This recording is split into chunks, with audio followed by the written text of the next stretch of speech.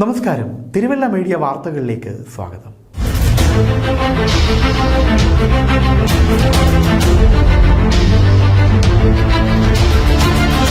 തല ചായ്ക്കാൻ ഒരിടം പദ്ധതി പ്രകാരം ചിറ്റിലപ്പള്ളി ഫൗണ്ടേഷനും സേവാഭാരതിയും ചേർന്ന് KS ലതാദേവിക്ക് നിർമ്മിച്ചു നൽകുന്ന വീടിൻ്റെ കല്ലിടിയിൽ കർമ്മം കഴിഞ്ഞ ദിവസം നടന്നു.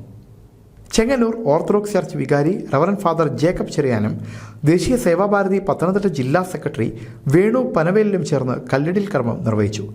ദേശീയ സേവാഭാരതി പത്തനംതിട്ട ജില്ലാ president advocate D. Ashok Kumar ചടങ്ങിന് അധ്യക്ഷത വഹിച്ചു.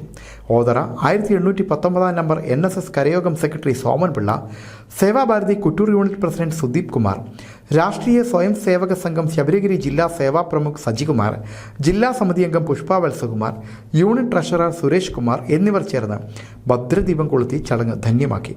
ചടങ്ങിൽ സേവാഭാരതി കുറ്റൂർ യൂണിറ്റ് ഭാരവാഹികൾ, വിവേകാനന്ദ ഗ്രാമസേവാ സമിതി പ്രവർത്തകർ, തൈമറവുങ്കരയിലെ രാഷ്ട്രീയ സാമുദായിക സംഘടനാ നേതാക്കളും പ്രദേശവാസികളും പങ്കെടുത്തു.